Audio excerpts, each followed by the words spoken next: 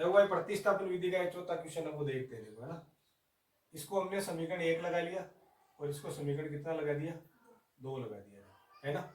हाँ, अब सबसे पहले ये देखो, देखे ये जो सवाल लिखा हुआ है वो ax plus B Y plus C, मतलब ये जो नंबर है यहाँ वाले, ये मतलब एकदम पूर्णांक रूप में है क्या, पूर्णांक रूप में नहीं है, पॉइंटों में दिए हुए, दशमलव में दिए हुए। तो पहले इनको किस रूप में लिखेंगे, पूर्णांक रूप में लिखेंगे। अब पूर्णांक रूप में कैसे लिखेंगे, समीकरण 1 को उठा लो पहले। तो समीकरण 1 को मैं लिखना चाहूँ तो, या आप इनको समीकरण नहीं लगाओ तो रहने दो, अब लास्ट में लगा देना। देखो पहले मैं समीकरण 1 को उठा रहा हूँ, 0.2x लिखा हुआ है, 0.3y लिखा हुआ है और बराबर 1.3 लिखा हुआ है, लिखा हुआ है। हाँ, अब इनका दशमलव उठाना है। अब आपको पता है कि भाई जैसे मान लो ये संख्या लिखी हुई है 2.32 लिखा हुआ है, अब इसका दशमलव उठाना, तो पीछे से देखो कितनी संख्या बाद में दशमलव है, 2 संख्या बाद में। तो इस दशमलव को हटा देंगे, नीचे कितना लग जाएगा, 100 लग जाएगा, देखो 2 बिंदु लग जाएगी एक की, समझ रहे हो ना। हाँ, जैसे मान लो यहाँ लिखा हुआ है 3.123 ऐसे लिखा हुआ है, दशमलव उठाना है, क्या करेंगे बताओ।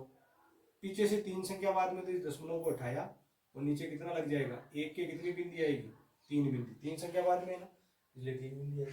हाँ, अब देखो तो ऐसे ही देखो इसको करना है। तो बताओ यहां से मेरे को ये दशमलव उठाना है, इसका क्या करूं, 2 के बटे में कितना लिखूं, 10 हट गया, ये लिख दिया x। फिर प्लस में 3 के बटे में कितना लिखूं, 10, ये हो गया भाई। फिर 13 के बटे में कितना आएगा, 10, क्योंकि सब एक एक संख्या बाद में ही है, देखो दशमलव, इधर से एक संख्या बाद में, इधर से भी एक संख्या बाद में, इधर से भी एक संख्या बाद में। अब इसका एलसीएम कितना आएगा बताओ, 10 आएगा। तो ये हो जाएगा 2x प्लस में 3y बराबर में 13 बटा कितना हो गया, 10। अब देखो ये अब कट जाएगा 10 से 10, ई का बटा भी 10 है, ई का बटा भी 10 है, दोनों कैंसिल हो जाएगा, ये कैंसिल, ठीक है। यहाँ कितना हो जाएगा, देखो 2x प्लस में 3y बराबर में 13, ये हो गई देखो अब समीकरण 1, इसको हम समीकरण 1 कह देंगे। अब इस समीकरण दूसरी वाली को उठाओ, उसको भी ऐसा ही बनाओ। तो सीधा देखो हमने क्या किया, सीधा देखो, देखो इको दशमलव उठको, इको दशमलव उठको, इको दशमलव उठको, देखो समीकरण बाकी भाई आएगी। देखो तो सीधा भी तो हटा सकते हैं भाई, इसके भी एक संख्या बाद में दशमलव है, एक संख्या बाद में दशमलव, एक संख्या बाद में दशमलव है, सबके एक एक संख्या बाद में दशमलव, सीधा हटा सकते हैं। तो मैं इस समीकरण को सीधा क्या लिख सकता हूँ, 4x 5y बराबर कितना आ जाएगा, 23। समीकरण कितनी होगी, 2, ये समीकरण नंबर 2 होगी। अब समीकरण 1 में कोई से नहीं उठानी है, बटो x या y को मान काटना है, और भी मान ने उठा कम रखना, समीकरण 2 में रखना, या ये 2 ने उठावा देना, 1 में रखना। तो देखो 1 नंबर समीकरण उठा लो, समीकरण 1 से ये समीकरण 1 उठाइए।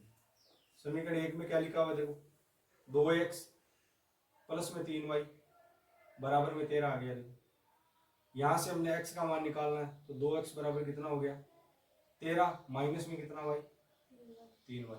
अब बताओ ये 2 कहाँ जाएगा, भाग में जाएगा, x बराबर कितना हो जाएगा, 13 माइनस में 3y बट्टे में कितना आ जाएगा, 2। इसको समीकरण कितना लगा देंगे, 3 लगा देंगे। अब बताओ समीकरण 3 का मान नकट रखना है, बताओ देखो समीकरण 2 में, क्योंकि 1 से निकाला तो 2 में ही रखेंगे ना। हाँ, तो 2 में रखो। अब समीकरण 2 में x का मान रखने पर, x का मान कहाँ रखने पर, x का मान समीकरण 2 में रखने पर, समीकरण 2 में रखने पर, देखो समीकरण 2 में रखने पर, अब समीकरण 2 में रखो, ये रहा समीकरण 2, x वाली जगह रखना है। देखो तो देखो इसमें रखना है ना उठा करके, तो 4 की जगह 4 ही आएगा, ये 4 की जगह 4 लिख दिया मैंने, फिर कोष्टक लिया। अब इस x वाली जगह इसको फिट करना है, तो ये हो जाएगा 13 माइनस 3y और बटे में कितना आ गया, 2। देखो x का मान रख दिया। फिर चिन्ह किसका आएगा, प्लस का, ये प्लस का चिन्ह, और फिर 5y की जगह 5y, और फिर बराबर में कितना आ जाएगा, 23, ये 23 लिख दिया। देखो ठीक है। अब देखो 2 को भाग 4 में कितनी बार जाए, 2 बार। अभी 2 ने माए गुणा करना है, और माए गुणा दोनों होगा, ध्यान रखना है, दोनों से होगा। अब पहले 13 से गुणा होगा 2 तो कितना आ जाएगा, 26 आ जाएगा। फिर चिन्ह किसका आएगा, माइनस का ही। फिर 3 से 2 गुणा होगा तो कितना हो जाएगा, 6 और y आ जाएगा। ठीक है ना, इस डब्बे वाले से करना, आगे वाले से नहीं करना है किसी से, ठीक है। फिर देखो प्लस में कितना आ गया, 5y, और बराबर में कितना हो गया, 23। बताओ यहाँ कितने y बचेंगे, सोचो देखिए एक बार। देखो 6y तो माइनस का है, 5y प्लस का है, कितने y बच गए? एक y बच गया, किसका? माइनस का बचेगा क्योंकि ज्यादा माइनस का ही है। एक y बच गया, किसका? माइनस का। एक लगाने की जरूरत नहीं है, सीधा माइनस का y लिख दो, बराबर। सामने क्या आएगा देखो, 23 तो है और ये 26 उधर जाएगा, माइनस का हो जाएगा। देखो अब यहाँ माइनस का y बराबर 23 में से 26 कम करना है, ज्यादा किसका है देखो, देखे माइनस का। कितना ज्यादा है? 3 ज्यादा है, तो माइनस का 3 बचेगा। ये माइनस का 3, माइनस से माइनस हट गया, y का मान कितना आ गया बताओ? 3 आ गया। तो y का मान कितना आ गया बताओ? इस y के मान को कहाँ रखेंगे? समीकरण 3 में रखेंगे, तो किसका मान आ जाएगा? x का मान आ जाएगा। भाई y का तो आ ही चुका, x का आ जाएगा। तो समीकरण 3 में y का मान रख लो, y का मान रख लो। अब y का मान रखेंगे, देखो कैसे रखेंगे, ये रहा y, इस y की जगह 3 रख देना, तो x की जगह तो x ही आएगा, बराबर की जगह बराबर ही आएगा, 13 की जगह 13 आएगा, माइनस की जगह माइनस आएगा, फिर 3 की जगह 3, और y वाली जगह कितना आ जाएगा? 3 आ जाएगा, और बट्टे में कितना आएगा इसके? 2।